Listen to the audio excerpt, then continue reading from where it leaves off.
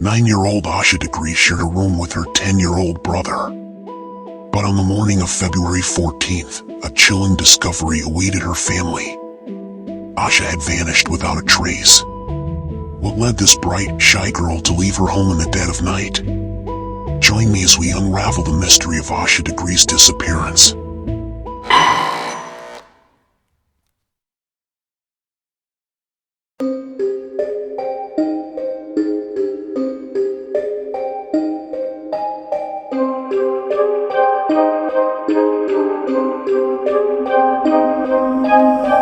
Beyond the dark side. Asha Degree was a bright and reserved 9-year-old girl living in Shelby, North Carolina. Known for her academic excellence and athletic prowess, Asha was a beloved member of her community and church. Asha loved playing basketball and was a star player on a team in her school. She lived with her parents, her father Harold, her mother Aquila, and her 10-year-old brother O'Brien. The Degree family was known for their close bond and strict but loving upbringing. They emphasized education, sports, and church activities, instilling strong values in their children. On February 13, 2000, the Degree family spent a typical Sunday. Asha attended church and later played in a basketball game. The family returned home, and Asha and her brother went to bed around 8 p.m. in the room they shared. But on a rainy night, a little after 2 a.m. a car accident occurred, resulting in a power outage. Asha's father peeked in their room to check on them. Both Asha and her brother were sound asleep. Seeing that his children seemed fine, the father headed back to his bedroom. Around 3:30 a.m. Asha's brother O'Brien briefly awoke to hear Asha's bed squeak, but assumed she was shifting in her sleep. Just a few hours later, at around 6:30 a.m. Asha's mother went to wake her kids up for school. But shockingly, Asha was nowhere to be found. Panic set in as the family searched the house and contacted relatives. By 6:40 a.m. they called the police. When the police arrived, they found no evidence of forced entry. They found no signs that Asha was taken against her own free will. Investigators had uncovered that Asha's backpack was missing from her home, along with some of her other belongings. According to police, this was an indication that Asha packed her own bag. Police initiated a wide-scale search operation. Neighbors, friends, and volunteers quickly joined to search the area. Bloodhounds were brought in, but heavy rain and winds had likely washed away Asha's scent, complicating the search efforts. With the help of the FBI and the North Carolina State Bureau of Investigation, the search extended beyond Shelby. Flyers with Asha's photo were distributed widely, and media outlets covered the story, seeking any possible leads. As the days passed and Asha's disappearance made the news, numerous eyewitnesses came forward and claimed that they had seen a young girl a little after 4 a.m. that fit Asha's description, walking up Highway 18, towards the city of Shelby. One of the eyewitnesses stated that upon seeing the young girl on her own, the girl's safety became a concern. When they tried to approach her and turn a second, the girl ran into the woods and vanished. That would be the last known sighting of her. On February 17th, searchers discovered Asha's hair bow, candy wrappers, a pencil, and other small items near a shed at Turner's Upholstery along Highway 18. This location was about a mile from where she was last seen. 18 months after Asha's disappearance, a contractor found her book bag buried off Highway 18 in Burke County, about 26 miles north of Shelby. The bag contained several items, including a Dr. Seuss book belonging to Asha's school and a t-shirt from New Kids on the Block, which did not belong to Asha. This discovery revitalized interest in the case but yielded no significant breakthroughs. Over the years, the case has remained open, with periodic re-examinations and public appeals for information.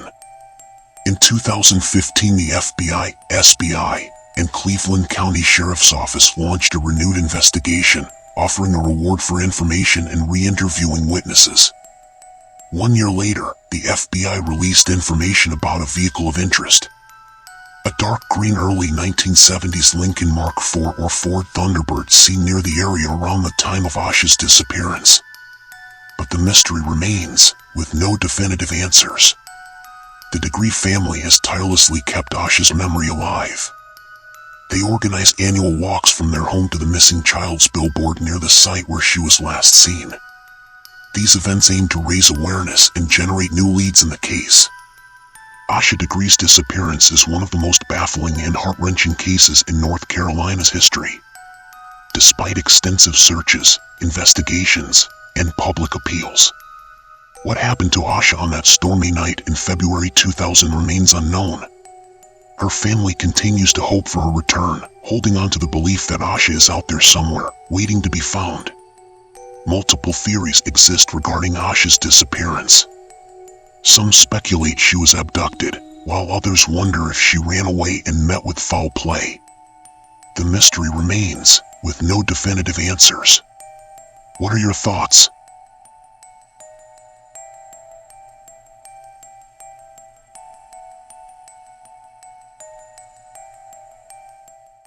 In our next story, we delve into the brutal murder of a woman, which shocked the city of Chicago. Found beneath a burning mattress in her apartment, the mystery of her death seemed unsolvable until an unbelievable twist emerged. Was she, herself, the key to unraveling the crime from beyond the grave? Join me as we uncover the mystery of Teresita Basa.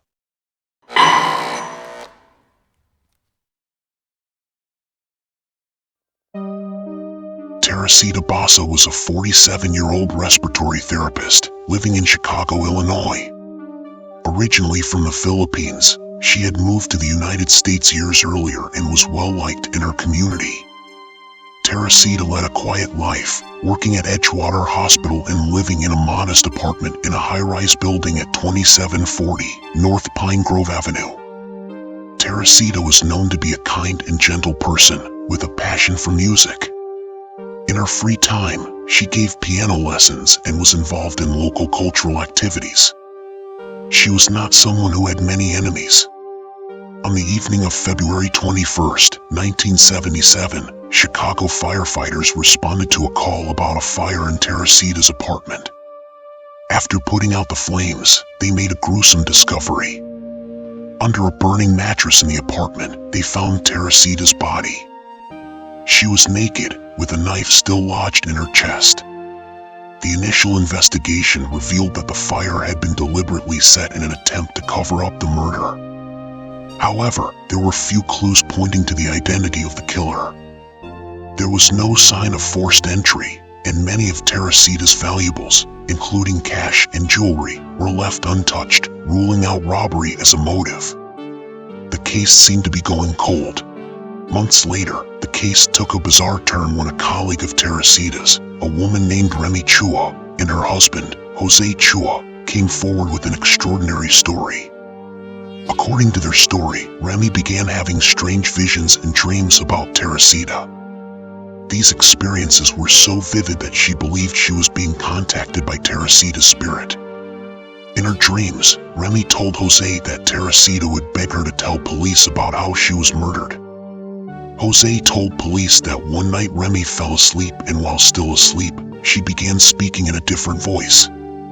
She told Jose that her name was Teresita, and that her killer's name was Alan Showery, her coworker at the hospital she worked in. The spirit explained that Showery had come to her apartment under the pretense of repairing a television and then attacked her.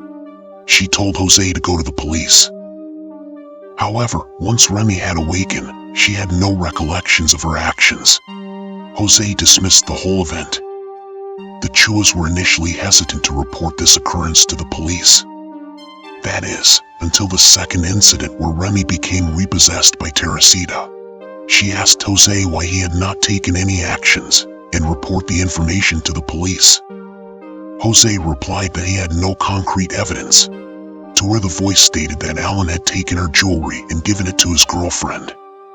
The details provided by the spirit were so specific that they eventually decided to share them with the authorities. Despite the unusual nature of the tip, the police decided to run a background check on Alan Showery. When confronted, Showery initially denied any involvement. He admitted being in Teresita's apartment to fix her TV but claimed his innocence. Detectives then questioned Alan's wife and asked her if Alan had recently given her any jewelry, to where she admitted that he had. The police then obtained a search warrant for Showery's apartment. During the search, they found some of Teresita's jewelry, which Showery had given to his girlfriend, just as the spirit had claimed. Faced with the evidence, Showery eventually confessed to the crime. He admitted to killing Teresita Basa in a brutal attack and then setting her body on fire to cover up his tracks. His motive appeared to be robbery, as he had hoped to steal money from Teresita but ultimately left with only her jewelry. Alan Showery was charged with murder and went to trial in 1979. The case attracted significant media attention due to the unusual circumstances of how the crime was solved. While the paranormal aspect was not a central part of the legal proceedings, it became a significant talking point in the public's perception of the case. On February 23rd of 1979, Showery eventually pleaded guilty to the murder of Teresita Basa and was sentenced to 14 years in prison. The relatively light sentence was due in part to a plea deal, and Showery was later released after serving only a fraction of his sentence. The case of Teresita Basa remains one of the most unusual in American criminal history, not only because of the brutal nature of the crime but also because of the paranormal twist that led to its resolution. It has been the subject of many books, documentaries, and television shows, often highlighting the eerie way in which Teresita's spirit supposedly helped bring her killer to justice. To this day, the case is a source of fascination for both true crime enthusiasts and those interested in the paranormal. Whether one believes in the supernatural aspect of the story or views it as a remarkable coincidence, the facts of the case are clear. Teresita Basa was murdered in a horrific crime, and her killer was brought to justice through an unconventional and mysterious set of circumstances. The murder of Teresita Basa is a chilling reminder of how some crimes defy explanation, even as they are solved. The bizarre circumstances surrounding her death and the subsequent investigation continue to intrigue and disturb those who hear her story. Though her life was tragically cut short, the enduring mystery of how her case was solved ensures that Teresita Basa will not be forgotten. Do you believe the paranormal played a role in solving Teresita Basa's murder, or was it simply a coincidence? Would Alan Showery have gotten away with the murder of Teresita Basa if it weren't for the unusual testimonies of Jose and Remy Chua? Could the information Remy and Jose provided have come from other sources, or is it possible they genuinely experienced something supernatural? What are your thoughts?